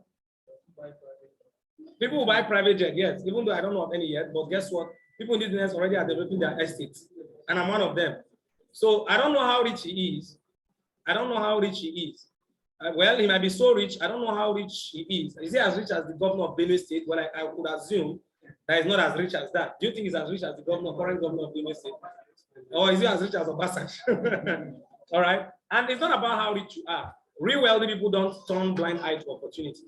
You understand? Real wealthy people. It's just an issue of ego. All right. But this is how you work it out. So I'm glad that you already know that he needs the opportunity. That was the ending statement, and I'm glad that so he knows that everybody in the world needs a better opportunity. No matter even Dangote, if Dangote didn't, why is he expanding? Did you get what I'm saying? Even the richest man in the world wants to retain the position and even make more money, isn't it? So everybody always want to go higher from wherever they are. That's just a natural tendency for human beings. So it's not really true. I'm glad you understand that he needs an opportunity, but he's taking advantage of the fact that maybe the person showing him the opportunity. Now, what you do is the easiest way for you answering this question specifically. I would rather have you take him to bring his perspective to make it from a point of beyond just starting it for his own benefit, or to a point of significance for him. Because real wealthy people, they love significance. That's one thing. They always love, the stages of man, the survivor. The people who are surviving, they're not thinking about significance, about how to eat and drink. Where is the next food going to come from? They don't even know. But when you leave that stage and you're making, let's say, more money, then you go to what stage? Security stage. At least I have a job, at least it's putting food on the table. But it's just that you cannot, at least it's securing me for the meantime. But it's not that things are easy. Then the next stage is what? Success stage. And then the next stage is significance. Anybody who is successful wants significance. One wealthy man, they always want to be what? Part of people's story. People's success story. They want to make an impact. They want to see that people recognize them. They don't just have money for nothing and all that. So if it's really like that, you can sign him in.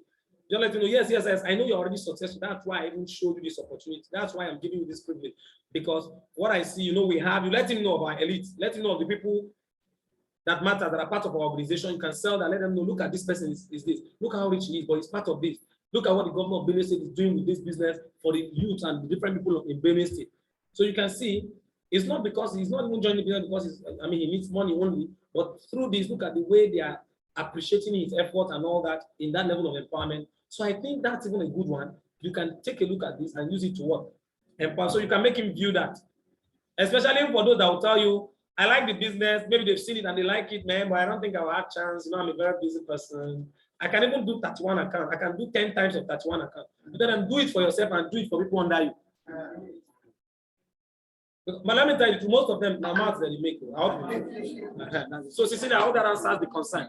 Remove it from a point of showing him an opportunity that will benefit him, to show him an opportunity that will give him significance through empowering others. I think he will be more willing to listen to you if you do that. All right. Abby Jonah has a question. Let's take that. Abby Jonah. Okay, Mr. Abby Jonah, go ahead, ask your question quickly. Let's make it fast. All right. Good attention to these questions. These questions are, I think, they are heavily beneficial. That's what's going to take the majority of this session. Okay. Good morning, doctor. Good morning, Mr. Abby Jonah. Yes, sir.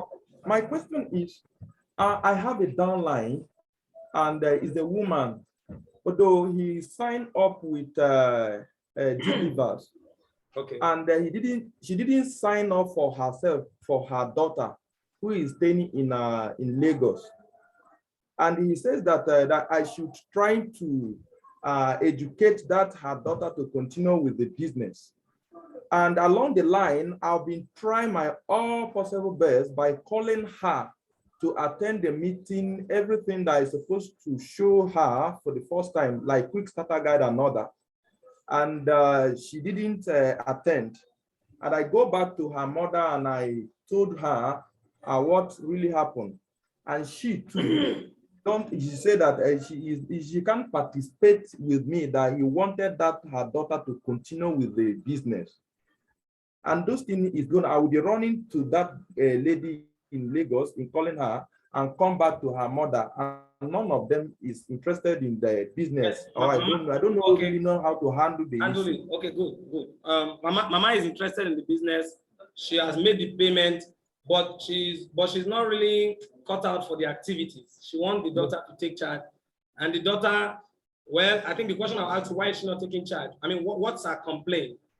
That's the excuse. Because before you start running to, Mama, you're picking no one cooperative. But the point is, what's her objection? The daughter herself. What exactly? What's her? Has she seen the opportunity? Has she attended the presentation? Or she's not even willing to even see it? Or what exactly is the situation? If she has seen it, what's her excuse? What's the situation? Some of her excuse is that she doesn't have the data to, that the work is the housemaid in one person's house, that the work she's doing that is not allow her to continue with the this thing.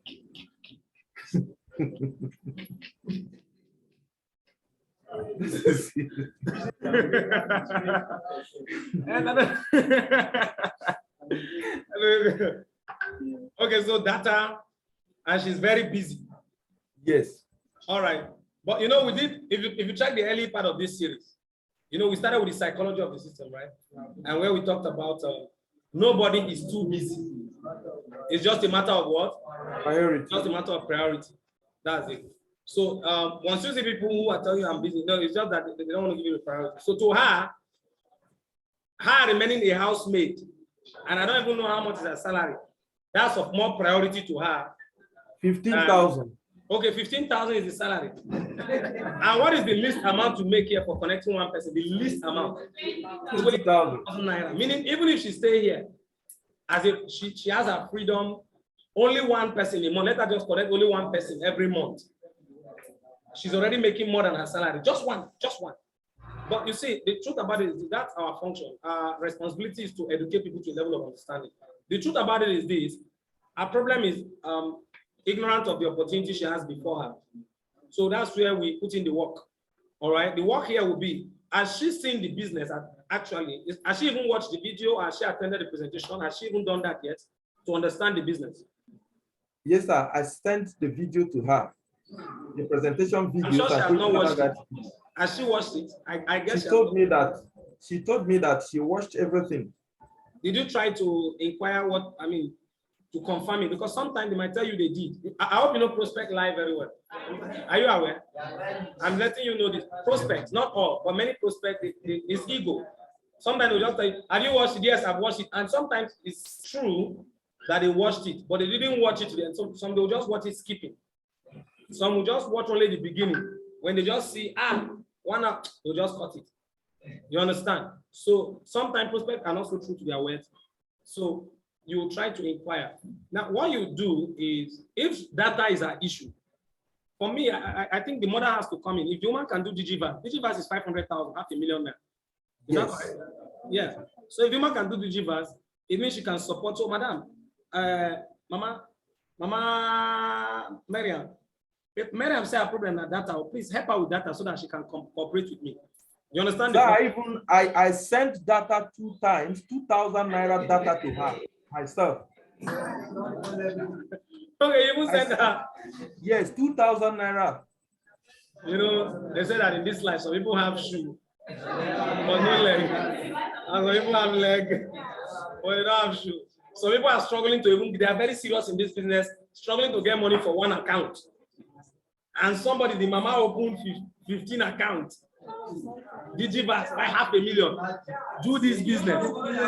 Hey! And I don't want that woman to use that job at all. Okay. Actually, the only reason is just that she doesn't understand the value of what she has. And you know, when the value of a thing is not known, abuse is inevitable. All right. So that's it. So our best bet is we're going to find a means to really educate her. If she's in Lagos, all right. Hello, I hope Mr. Abijuna is there. You can make reference to this. if she's in Lagos, like you said, let her, you can make arrangements since it's obvious that she's showing, at least you have an opportunity. Somebody said destined to be a maid. You have an opportunity, at least some level of influence, since at least she will obey her mom. So what you can do, get her to the Lagos office. Then we'll make arrangement for a leader. We'll make arrangement for a leader, one of the leaders in Lagos office that will interact with her and speak deeply to her. All right, that's how we're going to address that. All right, that is so that she can understand the value of what she has. Because how can somebody be a maid and somebody gave you a business of what $500,000 to run? That even if it's only one person you connect in a whole month, you're already making more than that salary. And then you say you will remain a maid, like somebody wrote destined to be a maid.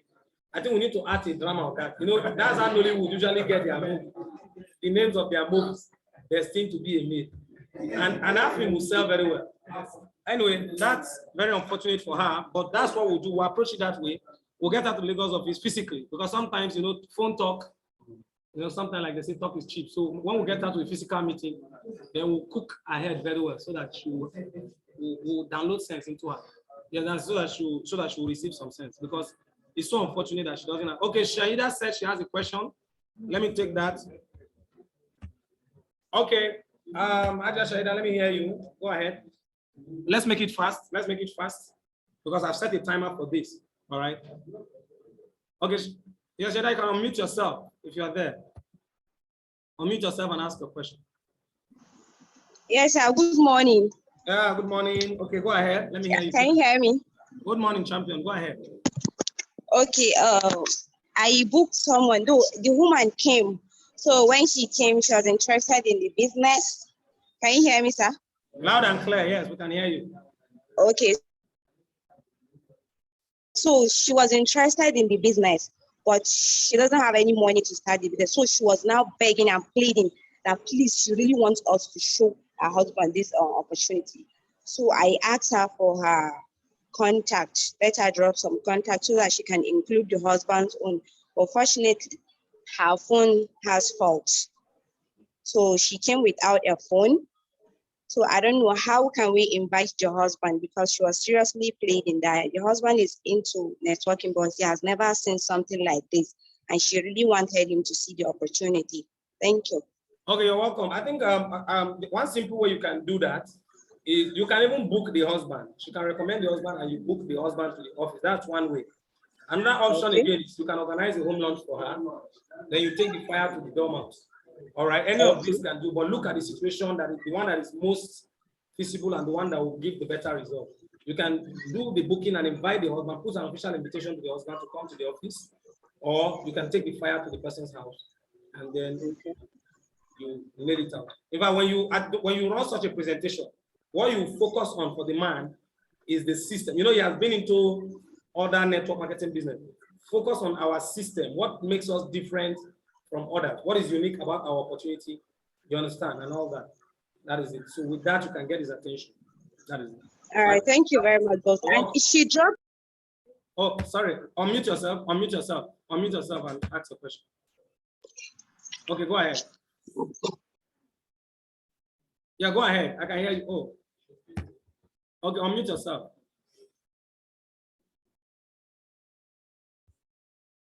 Unmute yourself and ask a question.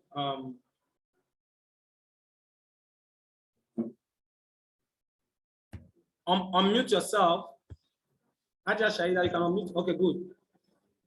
Unmute yourself. Okay, I guess I removed her by mistake.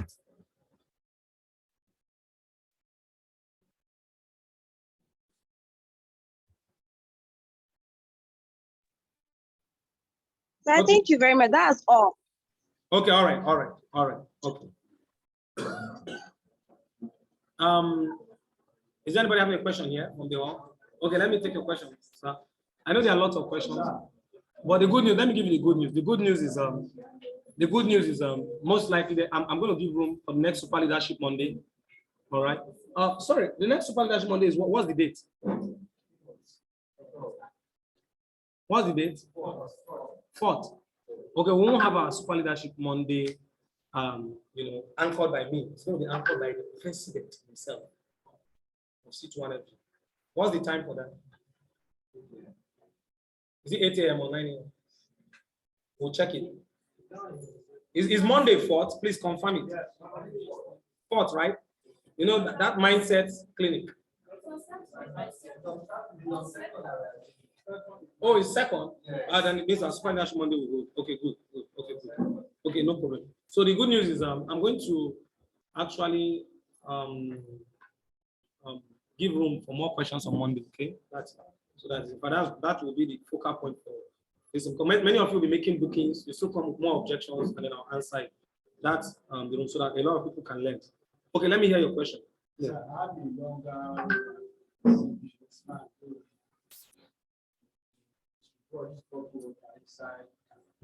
Okay.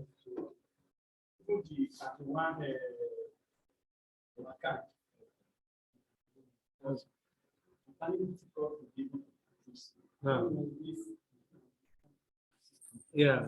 And we want to see the vision and become part of the business. And it's not staying around. Okay. Okay, I got you. Didn't tell me your name. What's your name, sir? I'm Mr. Goodluck. Okay, Mr. Goodluck, you're welcome. Is there Jonathan attached? all right. Now, he said how long have you been in the business? Okay, you just started, right? Yeah, I understand. Yes, the question that's because of that. So that's not a problem, Mr. Goodluck. He has a younger one, and this person is well to do. In fact, if it's the 31 account, over $1 million, he can even afford it, and you want him to see the vision. All right. What we'll do is we can make. Does he visit you at home? Sometimes, once in a while. Okay, he doesn't. Business is really engaging and all that. Very close to this CPSD. Okay. Along the Kevin road. Okay. It's far from here, so. Okay. Now, there are lots of ways your leader can actually figure out who is your leader. Who are you working with? Okay, good. Is it Ajam Onshura? Okay, good. Don't worry, it's not a problem. It's a very easy thing. Okay, the only thing we'll make arrangement is like let's put him in the class of VIP. All right. So what we'll do, there are ways we can. You can even write him and recommend him, and then we'll invite him to our office. That might work. Or we can also use give him a kind of engagement, maybe one-on-one engagement. Make an appointment with him. You understand? So that can be done actually. Your leader can arrange that. It's not really a big deal. It's just for us to look at it more, and then we know exactly which system. But another thing you can also do, it can even be an IPI. You can even tell him, man, there's something, your leader can teach you how you can directly work. Pull him down and let him see the opportunity. You understand? So any of these systems can work, but we'll figure out the most appropriate as we move on with this. You understand? Don't even do our focus on follow-up, but of course, that is also very relevant to our talk. And it is doable. It can be, but it's just because you are still going through the system. You are still going through the SMO. Which activity are you now currently in your training? Have you started the training yet? I've started the Okay, the 3rd week. And then they can even teach you an IPI method whereby you can use to directly work. Bring him around. You understand? All these things are possible. But I'll also discuss with Aja so that we know what to do. But any of the system, the contact recommendation, the IPI, or what do you call it? Maybe a kind of one-on-one engagement can actually do. All right, that is it. So, okay, who else has a question? Let me take one more from the hall. Okay, let me take from a lady. Okay, please. I will come to you. Esther, right? Yes, Esther. For example, if you are trying to persuade someone or you are booking someone, yes. Is it about investment or empowerment? In which your organization is going to give us money, that means to give out. What are you going to respond? Good question. I like this. It said you're calling the person. Esther says, I call the person. The person says, the person is asking you, okay, wait, is it like an empowerment? Or is the organization like an empowerment? Are they going to give me money or am I going to pay money? Did you get the logic? The last one you said. Or is it about investment? Am I going to pay money or are they going to pay me money? You can see this kind of questions. It's a very, very dicey question. And let me tell you, this is how you answer it. Because prospects are very, very sensitive. Once you tell him No, no, it's not investment, but you are going to pay money. What happens? In fact, 440 is gone. That's what they want to hear. I will pay money. But there are some persons, take note, there are some persons who are open-minded. In fact, they are, no. Actually, I'm even looking for an opportunity to, partake in. I want to invest, but is this something that can serve me that purpose and all that? Then let me tell you how you do that, how you answer it. Bring out the picture, the bigger picture of our organization. You understand? The truth about it is that 61FG is an organization that has different projects. Is that correct? Yes, different projects. Give me names of some of the projects. Feed the Family project. Do you pay money for that one? Or do you collect money from that one? What do you do for that one? It's just a charity, it's a social gift, just a way of reaching back to the society, right? Good. That's the charity, social intervention, as the case may be. So we have that one. Then we have the Amazons, which is meant to what? To also uplift women, a special design for women. They can use this as a means, to this thing. And it's still the same business, of course, but giving women that unique identity and they can build it as women. Then the other one again is which one? The La Buena Vida project, all right, which is generally for all entrepreneurs, whether man, woman, everybody, it's general, all right. And then which other one again? Huh? Pardon? Is part of the Feed the Family project. The Feed the Family, medical outreach and all that. The 1% crazy project. That is it. Now, all these are projects. All right. These are all different projects which serve different purpose. So if I'm to answer that, one of the ways I will give you a better representation of our organization. Okay, and please, is it an investment? Please pay attention carefully to this. Pay attention. It didn't ask you, is it networking? That's a different question. It's asking, is it an investment where I will pay? Pardon? Yes, I've answered that one in the last session. Have I? Oh, have I answered that one? Okay, I've not answered it. Okay, I'll answer it. Now, is it an investment? Am I going to pay money? Or are they going to pay me money? Am I going to, is it an investment? Am I going there to pay money?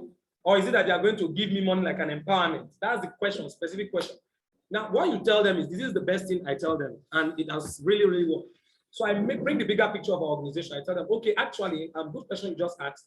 Our organization is has a big umbrella and has different opportunities and different projects we run, all right? We have the empowerment aspect of it. We even have the social intervention aspect, whereby we even help the less privileged. All right. We have the room whereby you can invest. I hope you know there is room for investment. I hope you know. Those ones who are looking for VIP, VVIP, let them do the VVIP. Do you understand it? That one is a room for them. And when people are talking about it, it means they have a lot of money they want to spend. And let them go and do 31 accounts, and register like 10 of their family members, 31. Then we know that they are ready to invest. Then we'll pick out those people that work under them and move, and they can be sleeping. Did you get what I'm saying? Yeah. Good.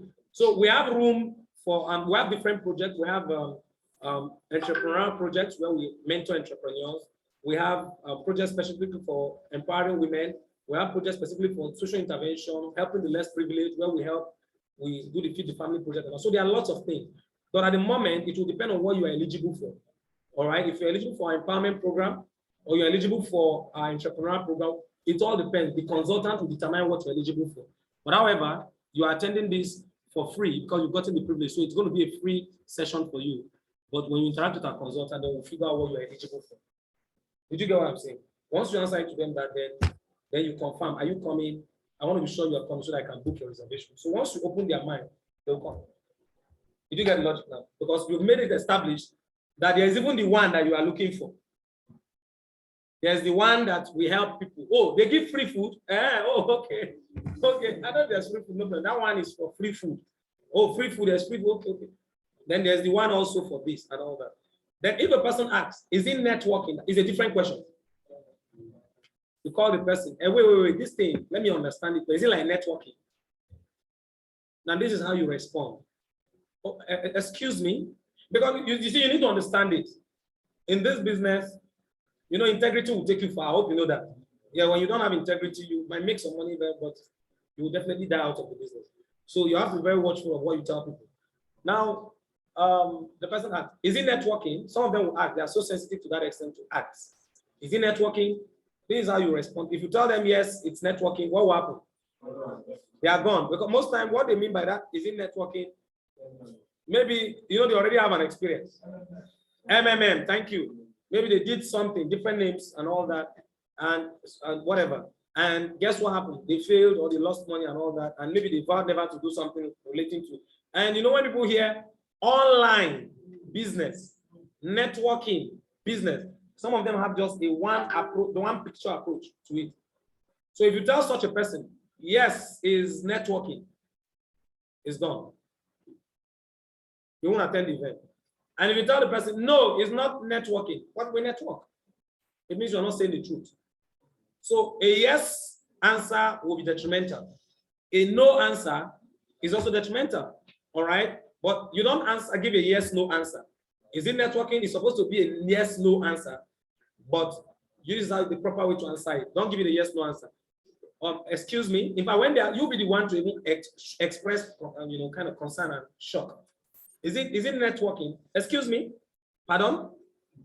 I mean, is it, excuse me, by networking, what do you mean?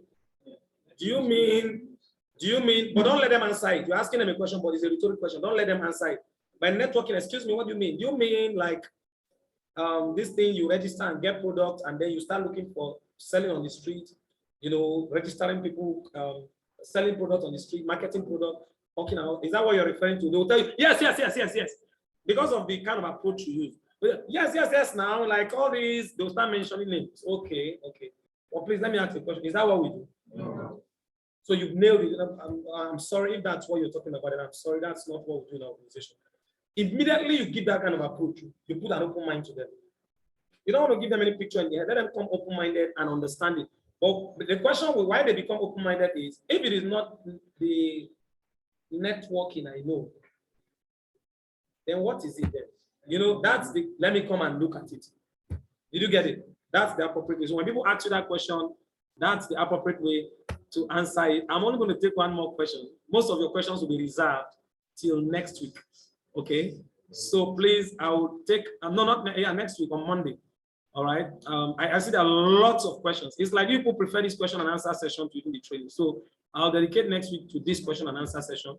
I'll take lots of questions from you so that you can learn more. All right, but I want to answer from this, yes, because I delayed you. All right, so many of you have questions, I know, but be around on Monday. You have another session with me on Monday by what time? 7:30. All right, be early so that I can take a lot of questions. All right, let me hear yours. Make it fast. Okay, I've answered one already. Okay.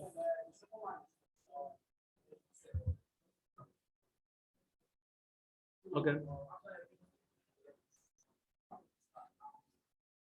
Okay.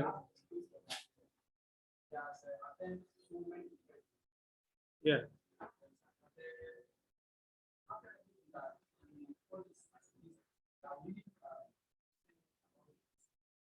Okay.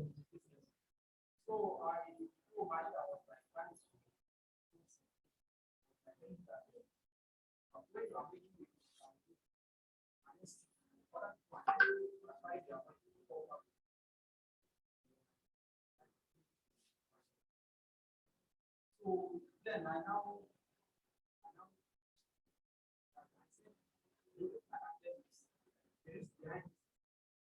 what's the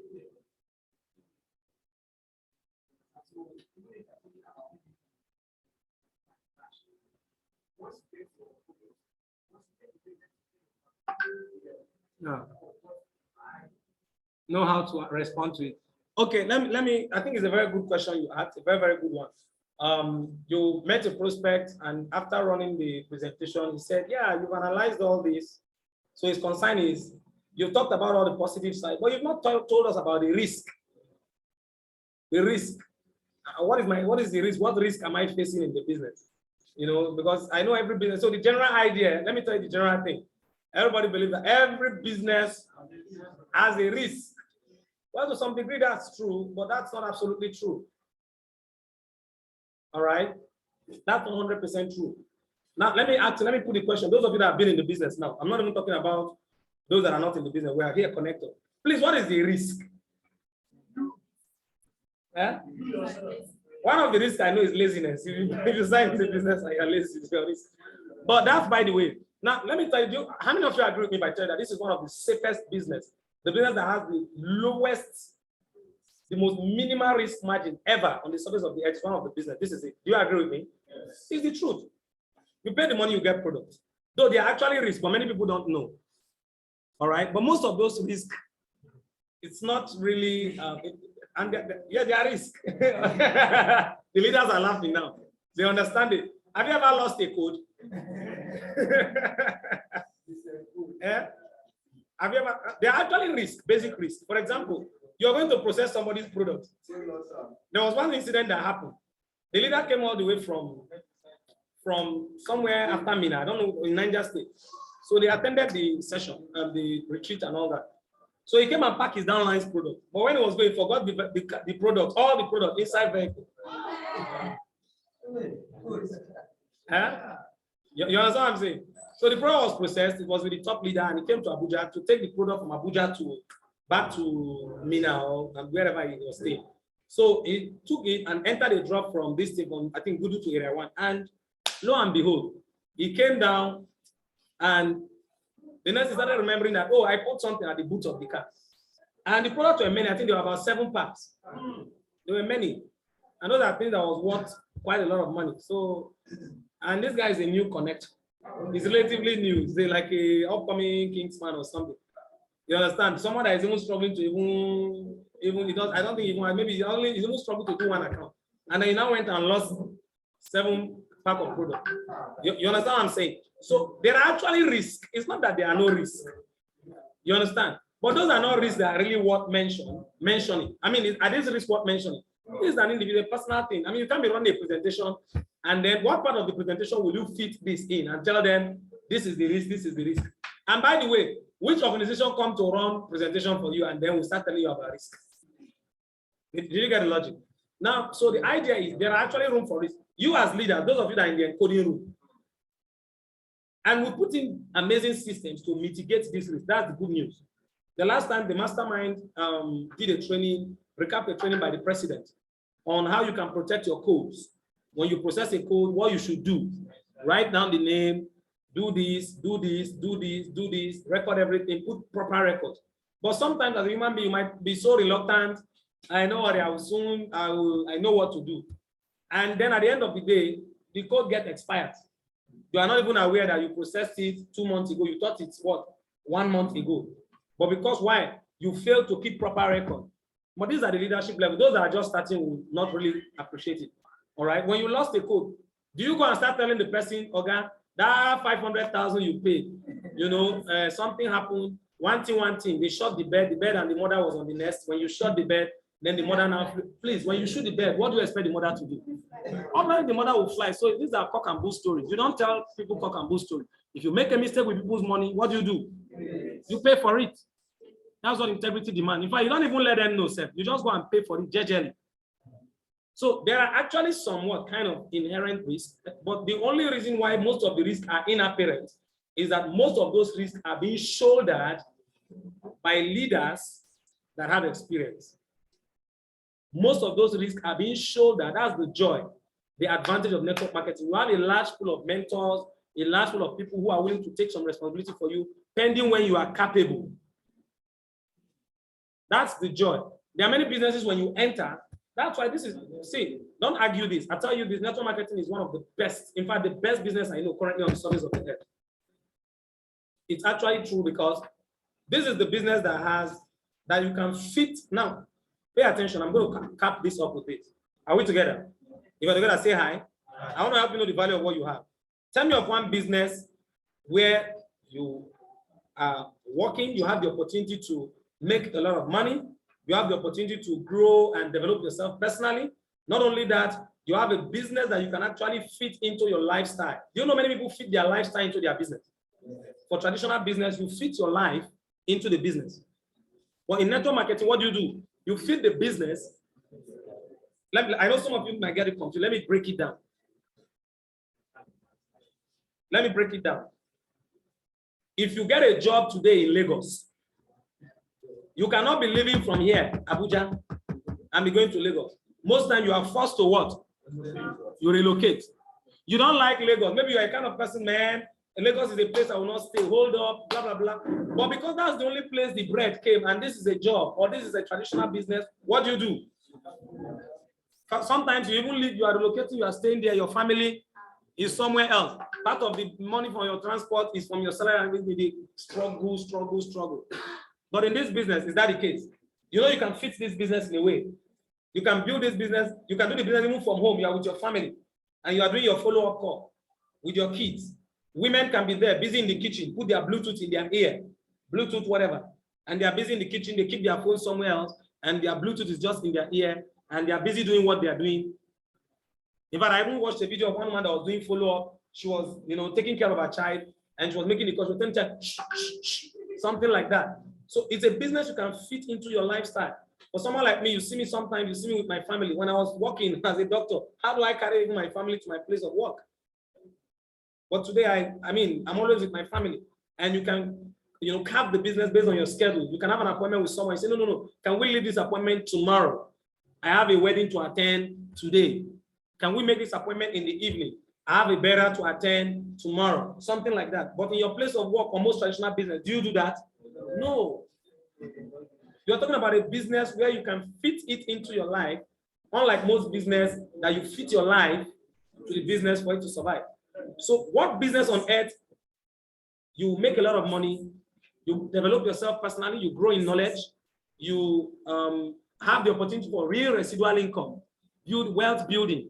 You also have the opportunity to fit the business into your lifestyle. And more importantly, you also help people, you create significance because people respect you, people love you because you are what? Impacting in people.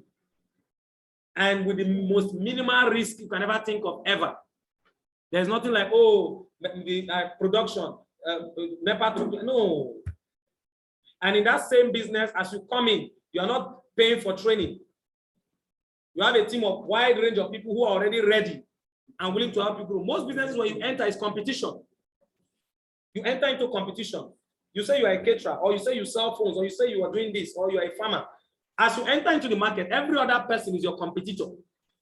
But you enter into this business, are you competitors of one another? No. You grow by lifting up others. The more people you are able to help, and a success for one is a success for all. That's the reason why anytime I see anybody from, let's say, Sobiapo Anushi's team, I see anybody from, Nurse Juliet's team, Dr. Elijah Mbasi, I draw them close. I want to help them succeed too. Because for me, I know it might not pay me money directly, but the only good news is this. One of the reasons why your business is so easy now is because you are showing testimonies of people that are successful. Some of the people that are successful, are you the one that made them successful? They became successful, but I think it speaks for you that the industry works. You get the logic? So this is one of the best businesses you can ever think of. You come into the business and then you have an amazing lifestyle. All right. That is it. So the risk, most probably, just like someone wrote, probably not doing anything at all after signing up, such as not submitting his contact, etc., and all that. It's like opening a shop and for the business and then closing it up without looking for customers and all. Well, this looks like a risk, but still, it's not even a risk because we are told already. In the business presentation, we'll make it clear that we have systems, isn't it? That you attend training, isn't it? It's made clear that you attend training. It's made clear that you'll be mentored. It's made clear that you're going to submit contact lists. All these things are clear in the presentation already. So it's still not a risk. You can't count it as a risk. The risk of the business is just that for new connectors, there is zero risk. For new connectors, there is how many? What's the risk? Totally no risk. There is no risk because most of the supposed risks are actually already shouldered on their behalf by the top leader. In other businesses, you rent a shop and you're not able to make up to that profit. It means you make loss and all that. But the risk of this now, you're not the one even paying for the office. Your leader is already paying for it. So what is your risk as a new connector? The risk is what? For a new connector is zero. The risk that you find in the business are for people who have gotten to a higher level in the business. And it's only reasonable because they're making money. When the risk comes, if they fall short, they can always know what to do because they have experience. All right, so we're going to end the session here. I appreciate every single one of you. Have you gotten value today? Yes. All right, let me encourage you. If there's any of your team member that missed this, ensure you get them to watch the full video. And then get more of your questions ready. On Monday, I'll take more of it, okay? That is it. So I appreciate every single one of you. Let's go. The series is complete. The series is complete. I'm so glad, I'm so happy that we've been able to complete this. And it's a huge legacy because all these videos, the records are there. Once the person has signed into your business and he has gotten to the level where he's eligible for this, he has those references to make so that he can become a master of this art. Don't do this like a novice. Do the booking with discipline. All right? It's not about you book today and you say, oh, I booked today, I didn't book yesterday, I booked tomorrow, I won't book next week. No. You book how often? Daily. Do it daily, and of course, with discipline and follow up daily. All right. And when you do that with patience, definitely you become successful. You are building your network, you keep building it, and guess what? It will explode over time. I appreciate every single one of you. God bless you all. All right. And I hope to see you all on Monday, okay? By 7:30. Thank you. That's a celebration. Yeah, please, please don't forget. Please promote it in your team tonight. Please join the Zoom tonight. What time is it? 7 o'clock. We're going to be celebrating our latest emerging leaders. All right. Some of you, in fact, some of you might even be celebrated. All right. Some of you, maybe you sign into the business and you are due for it. You won't even know. Your name will just be called. All right. So join it. Huh?